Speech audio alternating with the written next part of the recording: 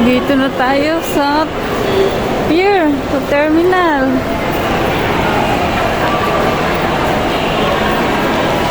Kukuha na tayo ng ticket. Yes, yes, go, go, go. Welcome to Mindoro.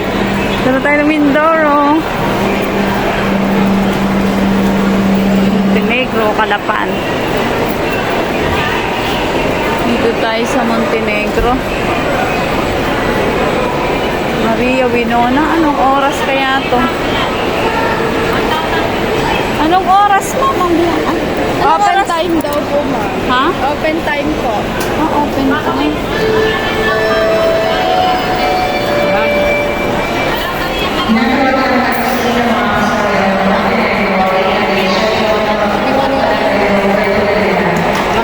Yan, nakakuha na si Mama Tess ng ticket, oh. Sasakay na tayo ng barko.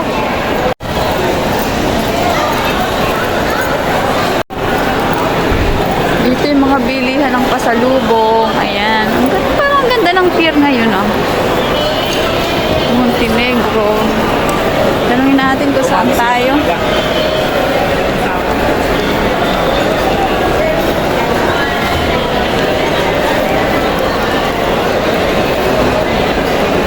Ang galing. May ganito na rin sila, oh.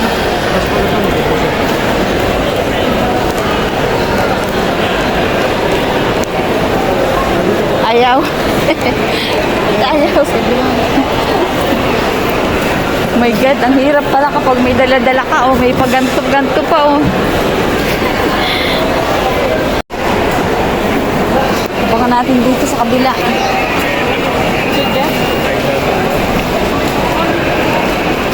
Ating bagahe. Oh. Para din tayo nasa airport nito. O yung bag ko. Pero, baka may iba naman sa'yo sa sa'yo po. Kasi ticket. Hindi, tanungin mo lang. may reels room sila doon. Ayan. Dito na tayo sa loob ng ano.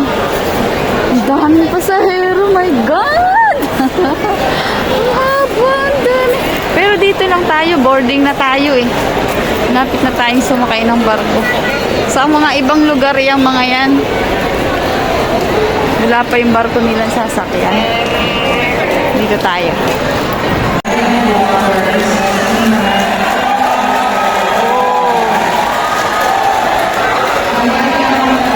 Ganun pala kapag aalis na.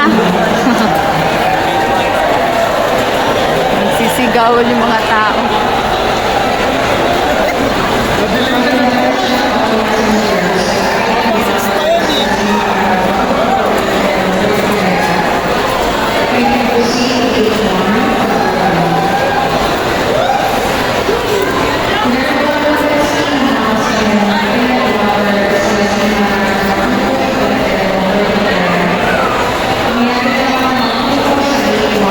Papuntang Puerto Galera, ang dami. Paskat kayo. Montenegro?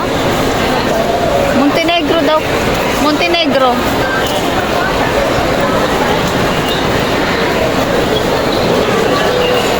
Yun, doon tayo sasakay sa barko. Yun o.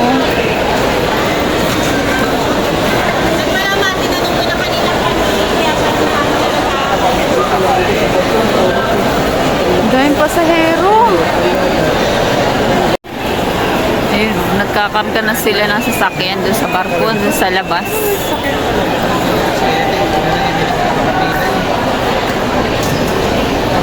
My God, gate number 1 pala ako. Naligaw na ako. Dito pala tayo. Doon ako nagpunta sa number 3. Oh my God, masyado kasi excited si Mama Tess. Hindi kasi gaano marinig yung ano, nag-a-announce. Masyadong nag-e-echo. Gusto mo iwan ka na doon? Voice ka ako. Asan yung siya?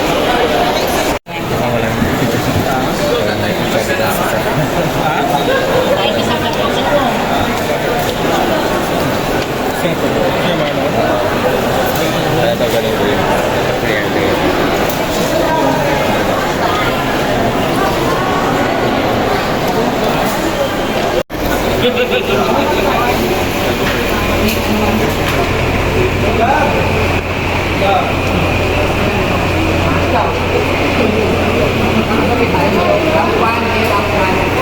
ganda ngayon dito sa Batangas ang pier. Parang very organized yung kanilang